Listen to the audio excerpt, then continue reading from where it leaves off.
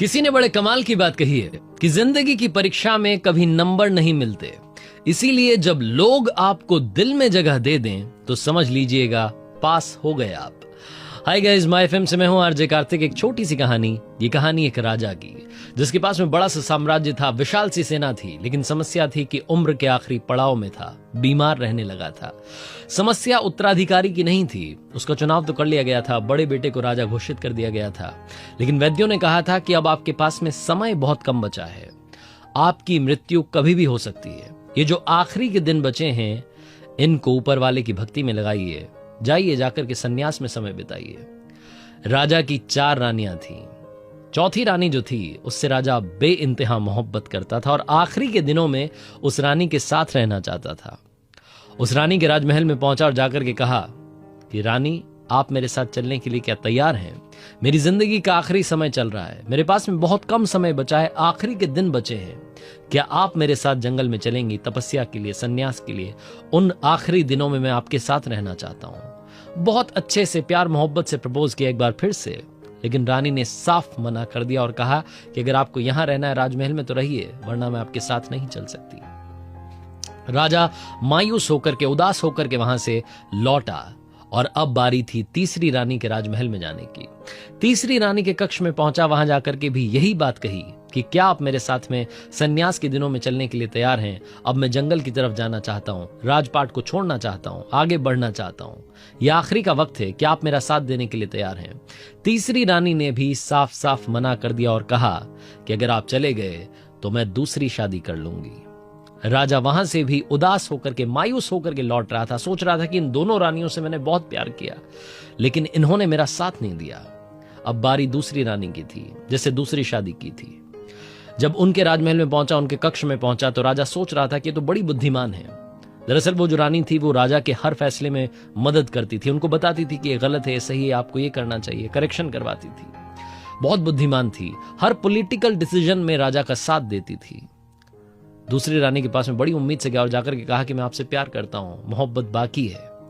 रानी ने कहा कि मालूम है आप हमसे प्यार करते हैं, बताइए क्या कहना चाहते हैं? तो राजा ने कहा कि मैं बस राजपाट छोड़ने वाला हूं, उत्तराधिकारी घोषित कर दिया, राजा का चुनाव कर दिया गया है, बड़े बेटे को राजा बना दिया है। अब मैं आखिरी के दिनों में जंगल में जाना चाहता हूं, सन्यास लेना चाहता हूं, तपस्या करना चाहता हूं, क्या आप मेरे साथ में चलने के लिए तैयार हैं? दूसरी रानी ने कहा कि नहीं, मैंने आपका हर कदम पर साथ दिया, हर फैसले में साथ दिया, आपको समझाया, बताया, लेकिन इस फैसले में साथ नहीं दे पाऊंगी। हां, एक काम कर सकती हूं, क्योंकि आपसे मोहब्बत करती हूं, प्यार करती हूं। जब आपका आखिरी वक्त आ जाएगा, आप इस दुनिया को छोड़ करके चले जाएंगे, तो आपका अंतिम संस्कार करवा दूंगी, फ्यूनरल करवा दूंगी, सारे अरेंजमेंट्स कर दूंगी, आप चिंता मत कीजिएगा, शाही अंदाज में आपको अलविदा किया जाएगा। दूसरी रानी जब ये कह रही थी, राजा मन ही मन रो रहा था कि ये क्या हो रहा है। दूसरी रानी ने भी मना कर दिया, उसका मुंह लटका हुआ था, उदास था। तभी अचानक से एक आवाज आई कि राजा साहब, मैं आपके साथ में चलने के लिए तैयार हूं, आप जहां कहेंगे वहां चलने के लिए तैयार हूं, अंतिम वक्त में आपका साथ देने के लिए तैयार हूं।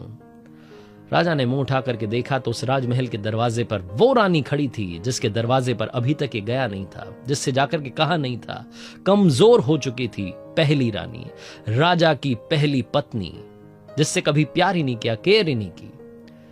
राजा को मनी मन लगा कि मैं सोच रहा था, सही सोच रहा था। राजा को लग रहा था कि शायद पहली रानी होगी जो हां कहेगी, और पहली रानी ने आकर के कहा कि आप बताइए कहां जाना है, कहां चलना है, आपके आखिरी वक्त में, आखिरी दिनों में मैं आपका साथ दूंगी। राजा माफी मांगने लगा, गिड़गिड़ाने लगा कि मैंने आपको बहुत सारा प्यार करना चाहिए था, लेकिन मैं आखिरी दिनों में आपको निग्लेक्ट कर रहा था, मैंने आपकी केयर नहीं की, आपसे प्यार नहीं किया। रानी ने माफ कर दिया और बोला कि चलिए, आपके आखिरी दिनों में आपके साथ चलने के लिए तैयार हूं। यह कहानी राजा और 4 रानियों की नहीं है, यह कहानी मेरी, आपकी, हम सब की है। यह कहानी हम सब की है, क्योंकि ये राजा और रानी की कहानी नहीं है, ये 4 रानियों की कहानी है। चौथी रानी यानी कि आपका शरीर, आपकी बॉडी, जिसके बारे में आप बड़ा ख्याल रखते हैं, बड़ा सजा संवार करके रखते हैं, लेकिन ये आपका साथ नहीं देने वाली। तीसरी रानी मटेरियलिस्टिक चीजें, मोबाइल, लैपटॉप, गाड़ी, बंगला, घड़ी, कपड़े, बहुत सारी चीजें जिनके बारे में हम दिन भर भागते रहते हैं, कोशिश करते रहते हैं उनको पाने की।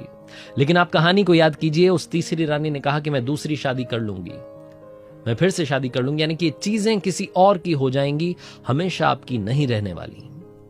दूसरी रानी, यानी कि आपका परिवार, आपके फ्रेंड्स। दूसरी रानी ने क्या कहा था? दूसरी रानी ने कहा था कि आपका अंतिम संस्कार करवा दूंगी, फ्यूनरल तक आपका साथ दे दूंगी, सारे अरेंजमेंट्स करवा दूंगी। जो आपके सगे संबंधी होते हैं, आपके लव्ड वंस होते हैं, चाह करके भी आपके साथ नहीं जा पाते, वो अंतिम संस्कार से ही, वो आखिरी जो प्रोसेस है जहां जलाया जाता है, दफनाया जाता है, वहां से वापस लौटना होता है, वो भी आपके साथ नहीं जा पाते। पहली पत्नी जिसका आपने कभी ध्यान नहीं रखा, कभी केयर नहीं किया, कभी प्यार नहीं किया, भूल गए क्योंकि आपको फ्री में मिली है। फर्स्ट वाइफ यानी कि आपकी सोल, जिसका आपको सबसे ज्यादा ख्याल रखना था, जिसका आपने ख्याल नहीं रखा, वो हमेशा आपके साथ रहती है। जब आप जाएंगे, आपके अंतिम पलों में भी आपके साथ चली जाएगी।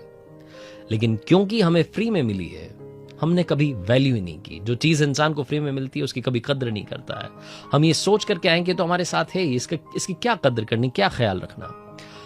आप देखिएगा अपनी लाइफ में जब भी आपने इंपॉर्टेंट डिसीजंस लिए थे, आपकी अंतरात्मा की जो आवाज है, आपकी जो सोल की आवाज है, उसने आपका साथ दिया था।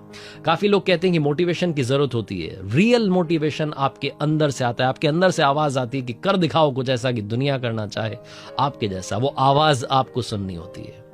उस आवाज की, उस सोल की कद्र कीजिए, उससे मोहब्बत कीजिए, उसका ख्याल रखिए, मेडिटेशन की तरफ जाइए, थोड़ा सा जिंदगी में सुकून मिलेगा। जिंदगी में हमेशा ये यकीन मान के चलिए कि सबसे बड़ी हैप्पीनेस इंटरनल हैप्पीनेस होती है, वरना अमीर हमेशा मुस्कुरा रहे होते, कभी उदास ना होते। आरजे कार्तिक बस यही कहना चाहता है, कर दिखाओ कुछ ऐसा कि दुनिया करना चाहे आपके जैसा।